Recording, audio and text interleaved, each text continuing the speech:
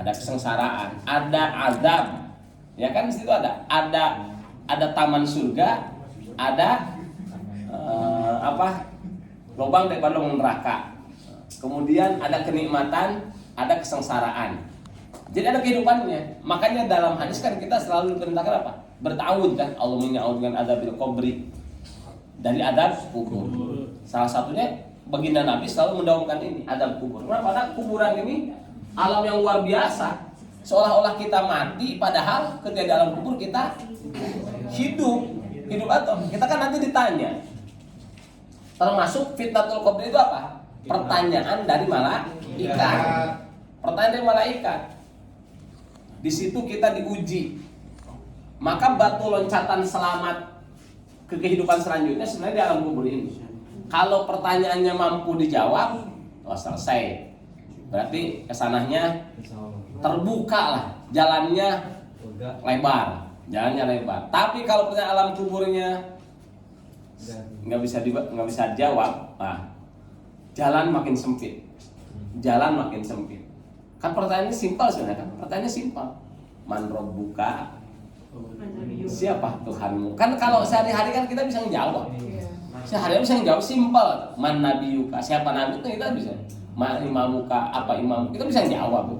Ma kiblatuka? Apa kiblatmu? Man ikhwanuka? Siapa keluargamu? Kita bisa jawab. 5 pertanyaan gampang. Kalau masuk ke ujian sekolah atau ujian apapun, ada pertanyaan itu udah pernah simpel, itu lewat itu, nggak usah dihafalin itu udah. Tapi di alam kubur tidak demikian.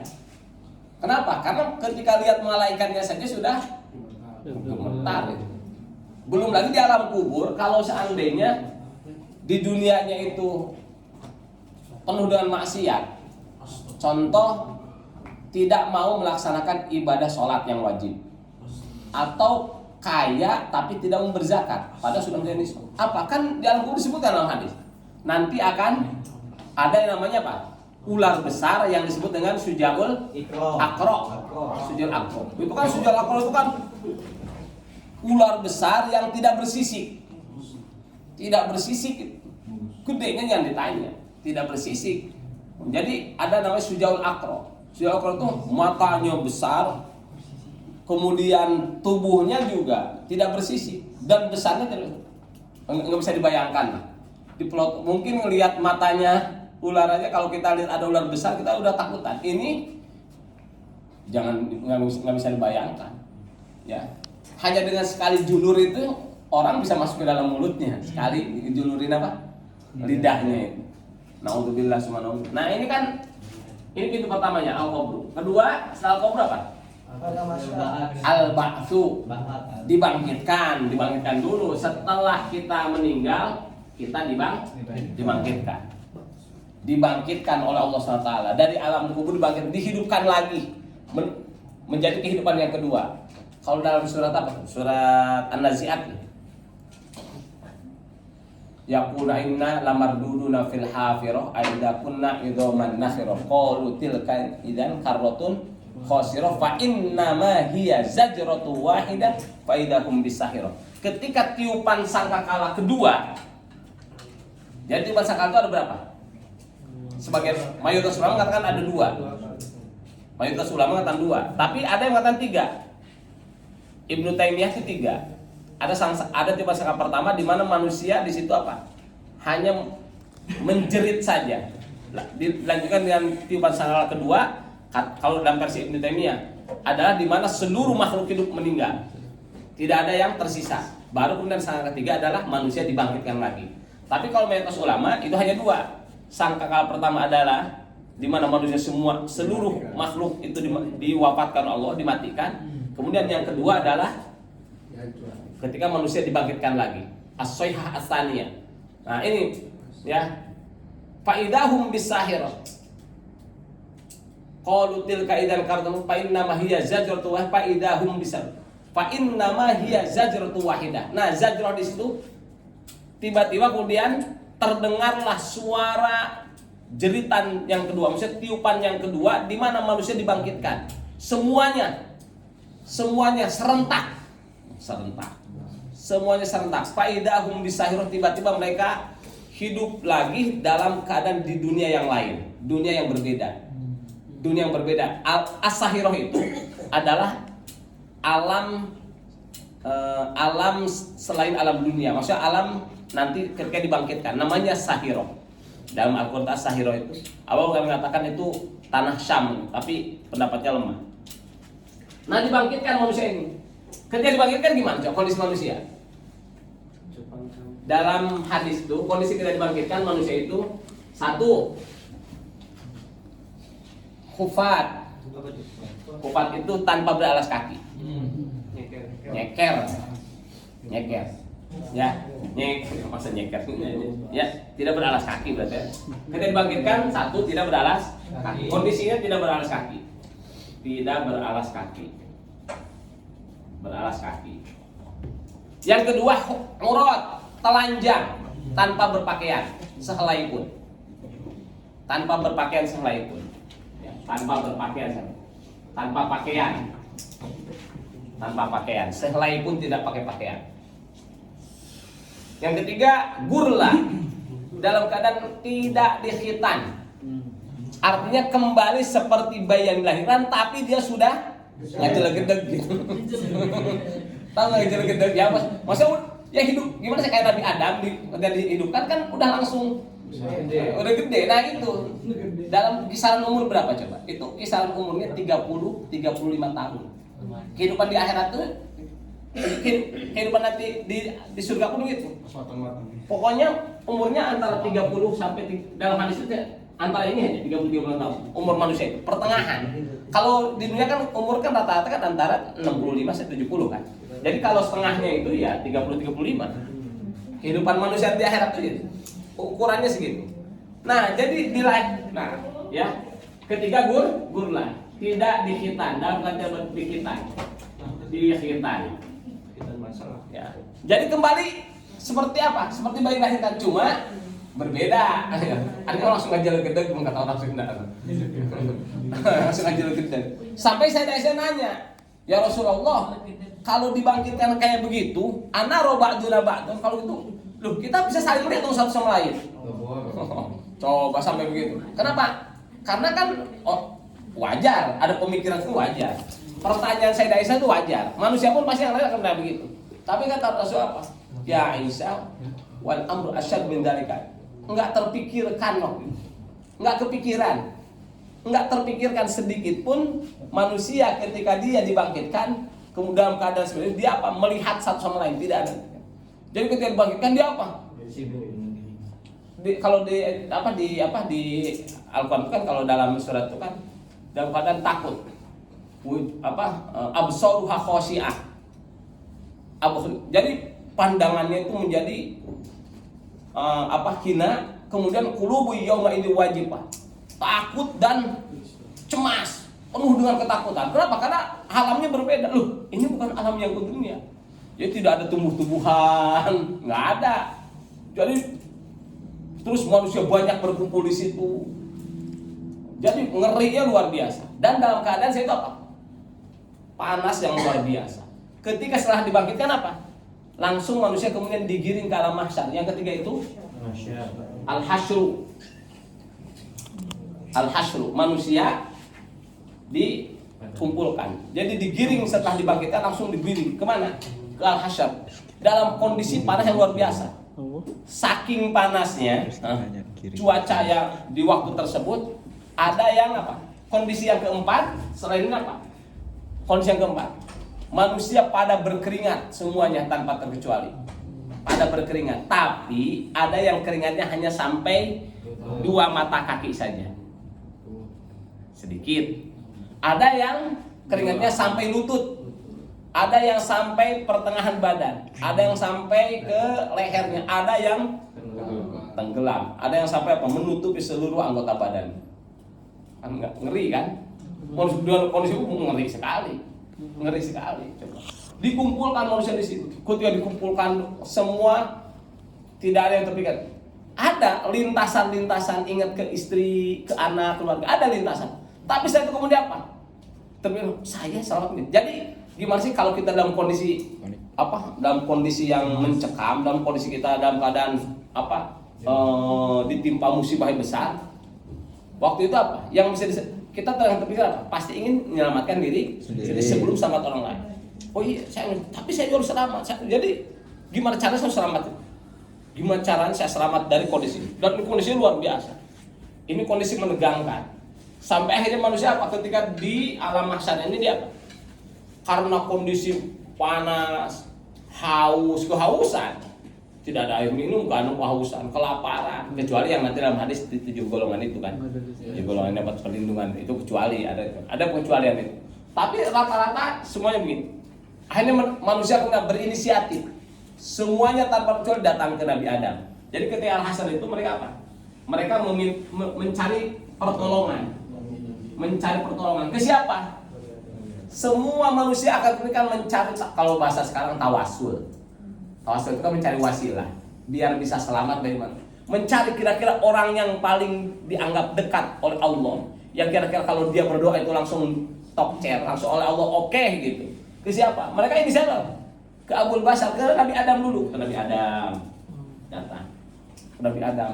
Pas ke Nabi Adam, kata Nabi Adam, mohon maaf, saya tidak bisa memberikan pertolongan pada kalian. Saya betul adalah nenek moyang kalian, tapi saya tidak bisa nolong kalian. Saya pun punya dosa, punya kesalahan. Coba kalian datang ke Nabi Nuh, datang ke Nabi Nuh. Nabi Nuh pun sama jawabannya begitu. Nabi-nabi yang didatangi. Kalau misalnya Nabi Nuh, Nabi Ibrahim. Nabi Ibrahim. Jawaban Nabi Ibrahim sama seperti Nabi Adam. Akhirnya datang ke Nabi Musa. Datang ke Nabi Musa jawabannya sama. Dari Nabi Musa datang ke Nabi Isa, jawabannya pun sama. Kata Nabi Isa, kum ila habibillahi Muhammad. Kalian datang sana tuh ke kekasihnya Allah, yang mana seorang kekasih itu kalau didatangi oleh kasihnya diminta sesuatu pasti akan dikasih. Datang ke sana, ke Habibullah. Julukannya kan Habibullah begitu. Akhirnya mereka datang ke baginda Nabi terakhir, Nabi Muhammad terakhir. Ketika datang Nabi Muhammad, dan Muhammad disuruh memperlihatkan kebesaran beliau. Semua manusia melihat kedudukan baginda Nabi itu di situ. Dengan cahaya yang luar biasa, datang kepada Nabi, kata baginda Nabi, ketika datang itu, isfalana ya Muhammad, kata baginda Nabi, analah ana, akulah yang akan memberikan syafaat pada kalian semua. Langsung. Itu disebut dengan syafaatul uzma. Syafaatul uzma itu adalah pertolongan Nabi untuk seluruh umat manusia tanpa terkecuali, tanpa membedakan agama, ras dan lain sebagainya. Semuanya diberikan syafaat di situ. Syafaat apa? Syafaat percepatan dari alam mahsyar menuju pengadilan Allah, menuju al-hisab. Nah, kan keempatnya adalah al-hisab. Istilah pengadilan Allah. Kata ketika baginda Nabi mengatakan analah, Nabi Muhammad langsung sujud di bawah arsy. Sujud sampai kemudian Allah berfirman, ya Muhammad irfa ra'sak, isfa'u syafa. Angkat kepalamu, mintalah padaku akan kuberikan. Berikan syafaatmu, engkau akan mendapatkan itu langsung. Ya Allah, percepat ini alam mahsyar karena manusia sudah tidak kuat. Mereka segera masukkan ke dalam pengadilanmu, ke dalam hisabmu. Akhirnya dihisablah langsung. Itu hisab yang paling mengerikan itu. Hisab paling mengerikan di sini. Di sinilah fungsi dalam hadis la tazulu qadama abdin hatta yus'ala an arba'in. Tidak akan bergeser kaki hamba ketika dihisab ini sampai ditanya 4 hal. An umrihi. Nah, di sini nih. Umurnya. Fi ma'afnah, dipakai untuk apa? Yang kedua, syababihi, masa muda. Masa muda. Ini spesifik kalau ditanya lagi. Digunakan untuk apa? Ya, umur masa muda. Kemudian an mali, hartanya. Min aina iktasab, dari mana dia dapatkan, kemana dia belanjakan. Yang keempat, an ilmihi, ilmunya. Madanya dia pakai untuk apa ilmunya? Dia gunakan untuk apa ilmunya? Untuk yang bermanfaat, dia manfaat. Untuk kesombongan, apa untuk kejujuran, Apa untuk mencari apa ya jabatan apa untuk apa ilmunya. Nah di sini pula lah apa orang akan saling mengadu satu sama lain.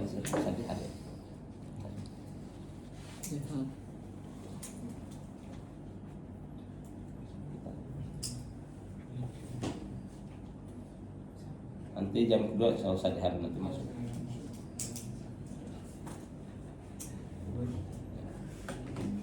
Nah, disinilah setelah ditanya ini semua selesai, belum apa? Ini yang 4 selesai apa? Ditanyalah yang lain-lain.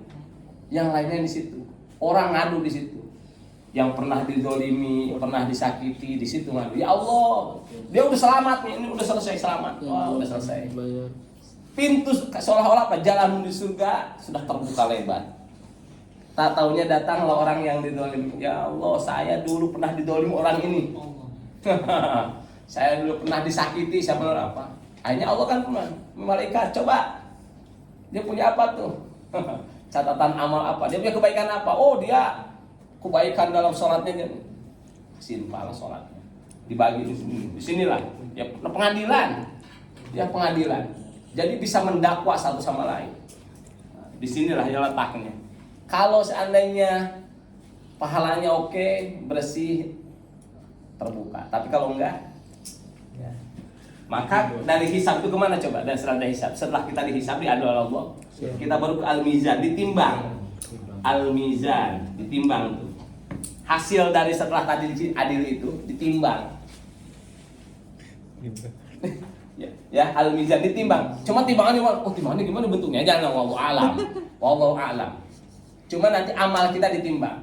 Ya, ditimbang oleh Allah mana yang terbanyak, kebaikan atau keburukannya. Faman thaqulat mawazinuhu fahuwa fi'al. Yang berat jalan ke surganya, jalan kebahagiaannya terbuka lebar. Yang beratnya yang keburukannya berat, maka terbuka jalan ke neraka. Nah, coba di sini al-mizan itu. Oh, ya. Nah, yang nanti ada luar biasa kata baginda Nabi. Kan di sini kan orang masih ingat. Bahkan di sini bisa bertemu dengan anak dan istri. Kenapa? Ada nanti kata istrinya, ya Allah, saya oleh suami dulu nggak pernah diajarin itu agama. Di sini nih letaknya. Kata anaknya, ya Allah, saya dulu nggak pernah tuh disuruh sholat oleh bapak saya. Di sini nih letaknya, dihisab di sini nih. Ketemu, ya. Nanti ada istri yang kan dalam Al-Quran kan, pada hari itu, ya. Keluarga akan ada yang menjadi musuh. Istri dan anak menjadi musuh kita.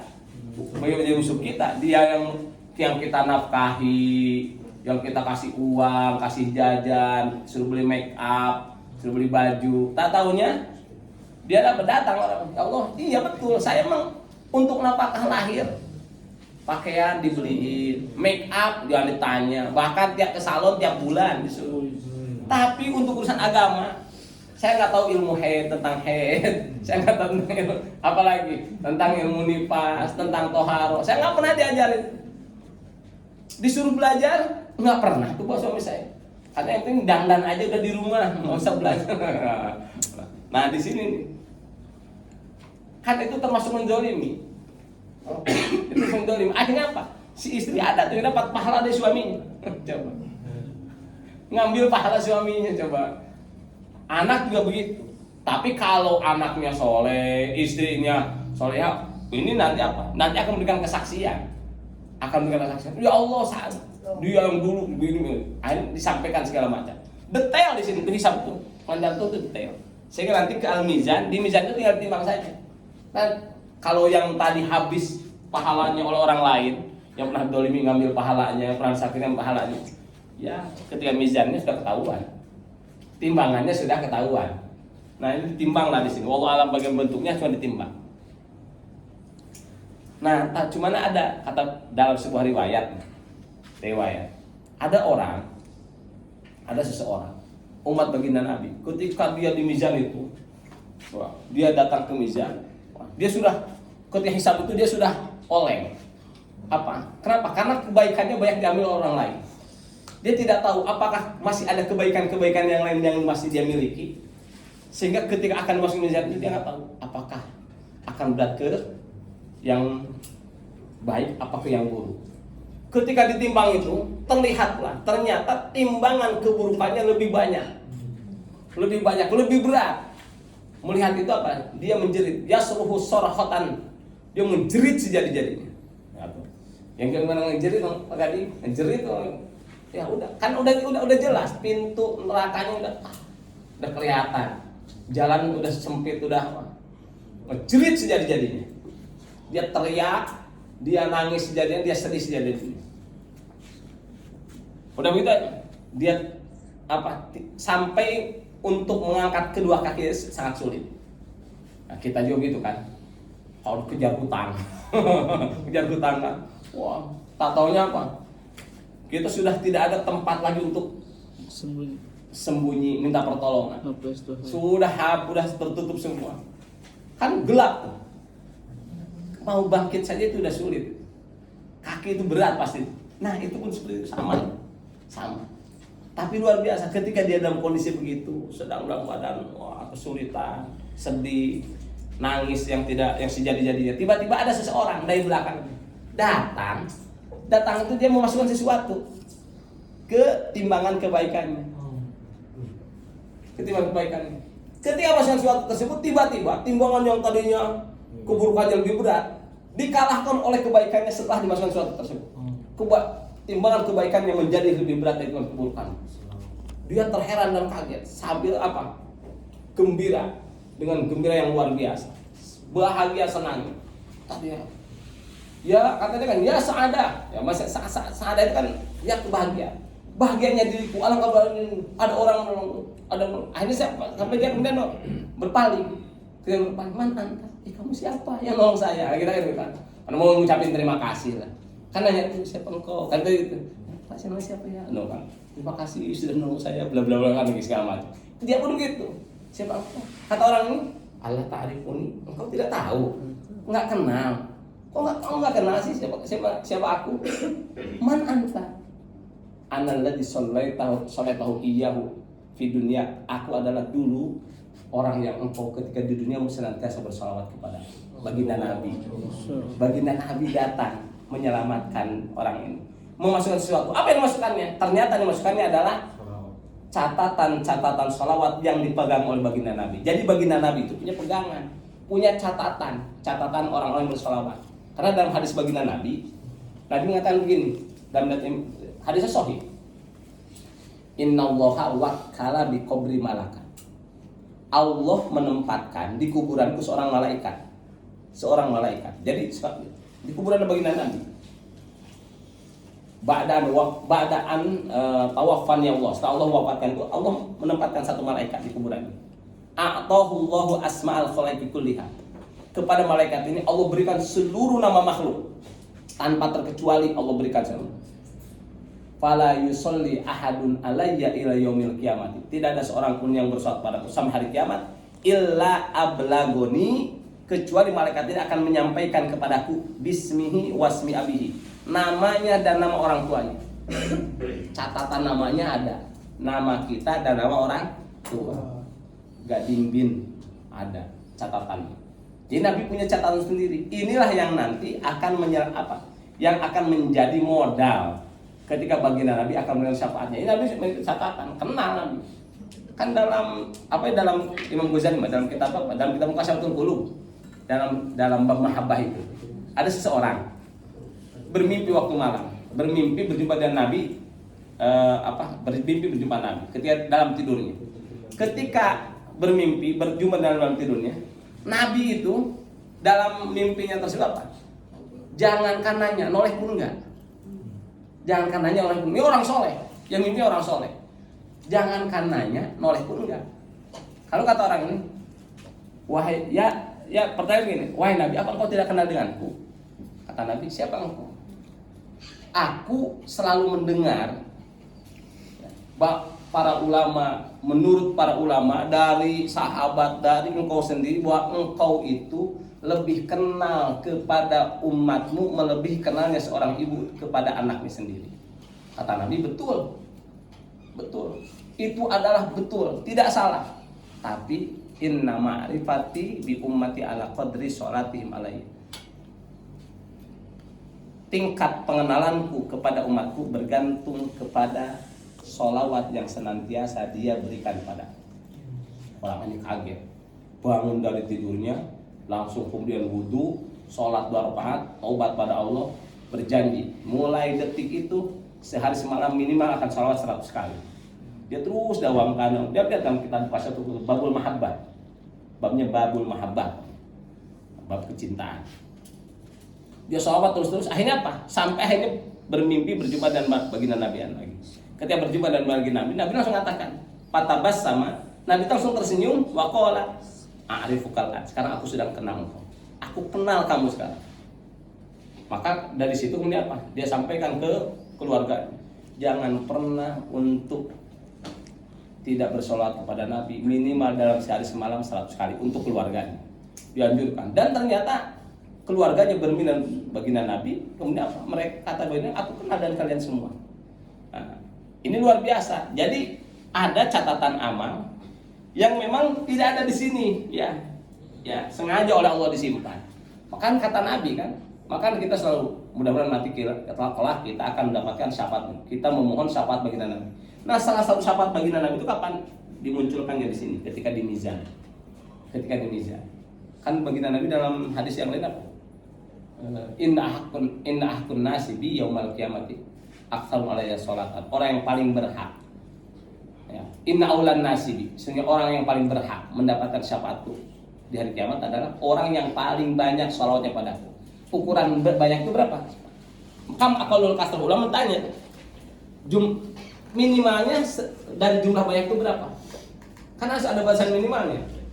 Akhirnya ulama mengkaji dari seluruh hadis. Ada yang mengatakan minimal 500 kali sehari semalam. Berat. Agak berat ya. Berat. 300 kali berat. Ada yang mengatakan 100 kali berat. Ada yang mengatakan 70 kali. Ada yang mengatakan minimal dalam sehari semalam itu 10 kali di waktu pagi, 10 kali di waktu sore.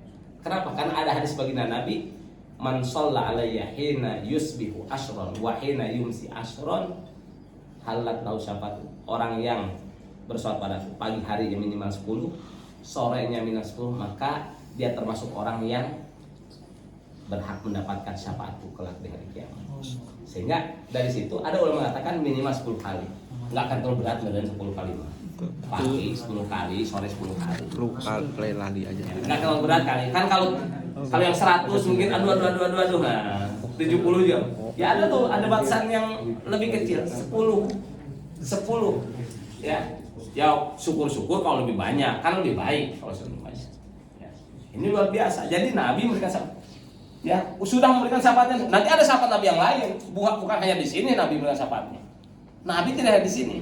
Nanti Nabi itu ketika umatnya itu melewati jembatan itu, Nabi itu sudah menunggu. Di mana menunggunya? Di haud namanya. Ada haud baginda Nabi. Jadi setelah mizan, setelah mizan itu apa? Namanya tatoyun suhu. Pembagian catatan amal.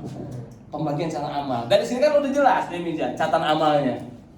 Nanti ada di situ orang yang menerimanya dengan tangan kanan, ada dengan tangan kiri, ada dengan ini nih punggungnya, dari balik punggungnya. Kalau yang tangan kiri balik punggungnya selesai itu udah jelas tuh jalannya akan kemana, udah jelas. Tapi kalau tangan kanan kan bahagia. Amma man utiya kitabahu biyamini fasawfa yuhasabu hisaban yasira. Ini nanti udah kesananya jalannya lapang. Jalannya lapang. Setelah itu baru apa? Nah, setelah itu baru dia masuk ke dalam as-sirat. Keberapa ini? 6, 7. As-sirat itu yaitu jalan, titian. Apa kata dalam hadis Nabi itu? Sayyidah Aisyah pernah bertanya, ya Rasulullah, kan tadi kan ya, kita itu di akhirat ada selintas-selintas ingat ke keluarga. Bahkan ketika pas dihisab itu, keluarga kita bisa bertemu di situ. Tapi dalam 3 tempat tidak sama sekali nggak akan ingat siapapun. Jangankan orang lain, keluarga, istri, anak tidak akan ingat sama sekali. Apa 3 tempat tersebut? Sayyidah Aisyah bertanya, "Ya Rasulullah, atadzkuruna ahlikum yaumal qiyamah?" Rasulullah, apakah nanti kita akan ingat keluarga kita di hari kiamat? Kata Rasulullah, "Amma fi salasati mawatina fala yadhkuru ahadun ahada." Di 3 tempat tidak akan ingat sama sekali. Seseorang tidak akan ingat seorang lain. Di 3 tempat tidak akan ingat. Hanya dirinya. Selamat atau tidak? Selamat atau tidak? Di 3 tempat nggak akan ingat sama sekali. Apa yang pertama? Pertama adalah ingdal mizan, ketika di mizan, ketika timbang. Hatta ya'lama ayasqalu am yakhif, sampai dia tahu apakah timbangannya berat atau ringan. Yang kedua, ingda tatayuri suhuf, ketika dibagikan catatan amal. Hatta ya'lama ayaqu bi yaminihi aw bi shimali aw mimma ra'idhi, sampai dia tahu menerimanya oleh tangan kanan, tangan kiri atau dari balik punggung. Yang ketiga adalah ingda sirat ingdama wudi'a ala dhuhri jahannam hatta yajuzam, ketika dia melintas di as-sirat yang Allah letakkan di atas neraka jahanam. Jadi awalnya nggak ada, Allah letakkan di situ, diletakkan. Ya, ala dhuhri jahannam hatta yajuz, sampai dia dapat melewati jembatan tersebut baru. Nah, nanti dia ingat di situ kalau sudah melewati. Tapi ketika pas di sini tidak akan ingat sama sekali. Dan di sirat ini kata baginda berapa? 3.000 tahun perjalanan di sini. 3.000 tahun, 1.000 tahun naik, 1.000 tahun turun, 1.000 tahun datar. Kebayang. Fi yaumin dahu alfasana, sehari di hari kiamat sama seperti 1.000 tahun di dunia. Kalau 3.000 tahun di sini, gak kebayang hidup kita cuma berapa tahun, hanya berapa jam di sini di akhirat, ya kan? Nggak ada apa-apanya, nggak ada apa-apanya. Dan apa digambarkan lagi, wasiratu, sirat itu digambarkan dalam hadis ini seperti ujung pedang yang tajam. Kalau kita kan seperti rambut yang dibelah 7, kan gitu kan kalau kita. Saya kalau dalam hadis itu seperti ujung pedang yang tajam. Kan kalau pedang itu kan, kalau ujungnya itu kan lancip dan tajamnya jangan tajam. Seperti ujungnya itulah sirat itu. Wa alaiha kalalib, di siratin ada nama kalalib, gantungan-gantungan kayak pancingan yang suka mancing, kail ini. Nah itu apa? Dia bergerak-gerak, dia taruh ke atas, ke bawah, ke atas, bawah. Fungsinya apa? Buat ngejahit yang sedang berjalan atau melewati. Kalau kena berarti ke kail, berarti dia dimasukkan ke neraka. Iya kan, gitu. Ada kan yang semuanya, tapi ada juga yang kena wajahnya, kena dadanya, kena tangannya, kena kakinya, tapi selamat sampai ketika sampai ke batas akhir itu, sampai mau ke haudu, ke baginda Nabi. Baginda saya kenal, man anta, kamu siapa? Saking sudah berlumuran darah kan, penuh dengan darah, nggak dikenali. Katanya saya sedih, Anda umat tuh kan, saya umat tuh Rasul. Saya umat, kata Nabi, coba mandi dulu, suruh mandi dulu, kalau bersih-bersih dulu. Mau ke surga masa badannya begitu, suruh mandi dulu. Pas sudah mandi, oh kelihatan. Oh jangan langsung, kalau udah mandi pakai air, langsung bersih. Udah langsung, wah wangi dan lain sebagainya. Jadi nggak kebayang lah perjalanan sirat ini. Tapi di atas di sirat itu kan ada orang yang berjalannya seperti angin, ada seperti kilat, ada seperti burung, tapi ada yang habwan, yang merangkak. Ada yang habwan, merangkak, nggak kebayang merangkak gitu. Perjalanan 3.000 tahun merangkak. Yang merangkaknya. Tapi ada yang merangkak, dia selamat sampai surga. Kan lila tuh. Coba, habwan merangkak 3.000 tahun ke surga. Yang kayak kilat langsung nyampe. Ya kan? Coba. Yang kayak angin, cepet juga. Yang kayak burung terbang cepet juga. Ini habwan juga. Subhanallah. Tapi ada itu sampai Nabi sampai tersenyum. Ada yang merangkak, berjalan di atas, tapi dia penuh dengan darah, penuh dengan luka-luka, tapi selamat juga. Ya disitulah bergantung kepada tadi hasil dari amalan kita setelah hisab dan lain sebagainya. Setelah barulah kemudian dari sirat ini kita ke al-haud namanya. Telaga baginda Nabi yang disebut dengan telaga Al-Kautsar. Inna a'toinakal kautsar. Itulah telaga baginda Nabi. Ketika di sini orang kan perjalanan letih, haus, lapar, luar biasa. Pas datang ke surga, sebelum ke surga, Nabi ada di situ. Nabi duduk, ada Sayyidah Fatimah, ada Hasan Hussein sedang menunggu. Keluarga Nabi di situ. Sambut oleh baginda Nabi. Oleh baginda Nabi disambut bagaimana? Kayak kita kalau mau ke hotel ada welcome drink. Welcome drink. Sedang panas-panasnya, sedang haus-hausnya tawari welcome drink. Man syariba minhu la yadnu ba'da abada. Dikasih satu tegukan air Al-Kautsar, tadi yang hausnya luar biasa dirasakan, hilang sekejap. Alhamdulillah. Dari sini ke Telaga Kausar baginda Nabi. Coba, baginda Nabi sudah nunggu di sini. Dan baginda Nabi terus menunggu umatnya sampai yang terakhir umatnya. Kata baginda Nabi, mana umatnya? Akhirnya apa? Ternyata ada umatnya yang masuk neraka, ada yang baru kata Nabi, ya Allah, inna syafaati di ahlil kabair umat.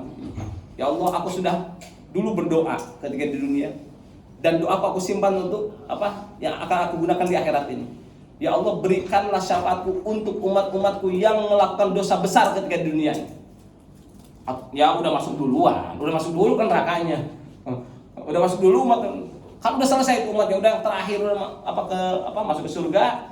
Ternyata ada yang masuk ke neraka. Di situ baginda Nabi memberikan syafaat umat-umat beliau yang dosa besar yang mesti diangkat, terutama orang-orang yang beliau orang tersebut memiliki sholat pada baginda Nabi. Karena Nabi punya catatan, oh ternyata masuk neraka juga, makanya didahulukan dengan syafaat dari baginda Nabi. Berikan baginda. Nah nanti ada juga syafaat Nabi itu ketika di surga, yang seharusnya surga paling rendah diangkat menjadi surga paling atas atau surga ke tengah. Kan surga itu ada 7. Ada 7. 7 itu bukan 7 itu kayak begini.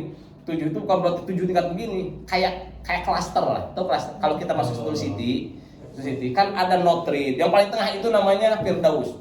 Jadi kalau kita mau ke Sentul City kan jalan lebar.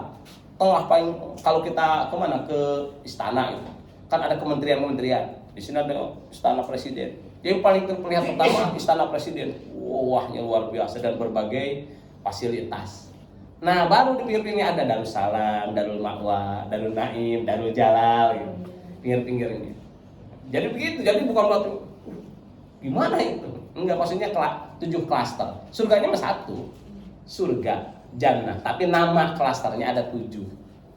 Nama klasternya ada 7. Tapi yang paling wah itu klaster Al-Firdaus. Itu paling tinggi, paling wah, paling segalanya. Itu para nabi, para sahabat di situ. Baginda Nabi. Termasuk umat Nabi juga ada yang ke situ. Ya, yang nanti oleh Nabi ditarik, diberikan syafaatnya. Ya, yang tanya harus Darul Jalal naik ke Al-Firdaus, yang tanya Darul Naim ke Firdaus. Tapi kan kita minimal sholat selalu minta Allahumma antas salam wa minkas salam wa ilaika yaus salam wa adkhilna jannata. Kan kita minta ya Allah masukkan kami ke Darussalam. Selalu gitu kan. Tapi dari mana keselamatannya? Dari Fajrussalam. Iya, dari Fajrussalam keselamatannya. Ya. Sumbernya mana coba? Dari mana? Kan nggak jelas sebenarnya. Ya sebenarnya dari Fajrussalam. Kata Ustaz Abdul Somad begitu. Kata Ustaz Abdul Somad begitu. Kita doa Allah mantas salam. Ya Allah yang salam. Wa min kisab dan kau keselamatan. Wa ilaika ya Allah dan keselamatan kembali padamu. Wahayna berikanlah kami penghormatannya, kedamaian dan keselamatan. Masukkan kami ke surga yang penuh kedamaian dan keselamatan. Tapi dari mana keselamatan itu? Kalau saya bilang gitu. Ternyata setelah saya cari-cari adanya dari Fajrussalam. Nah, kenapa? Kan Fajr itu kan fajar, sumber cahayanya dari situ. Kalau nggak ada sumbernya kan nggak jelas juga keselamatan dari mana. Kata Ustaz Abdul Somad waktu sedang nyadain santri ini.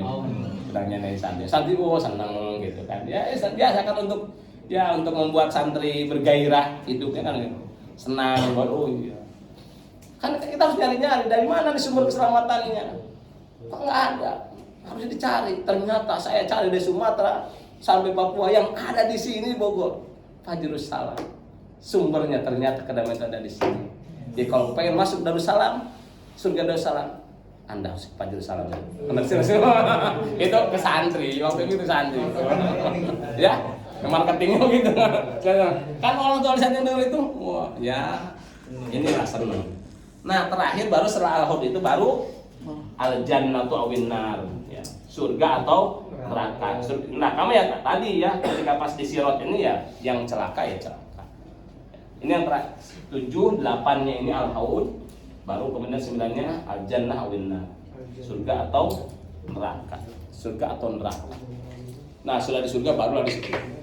Ya, dengan berbagai kenikmatan, yang neraka dengan berbagai siksa. Itu urutannya. 9 nanti. Iya.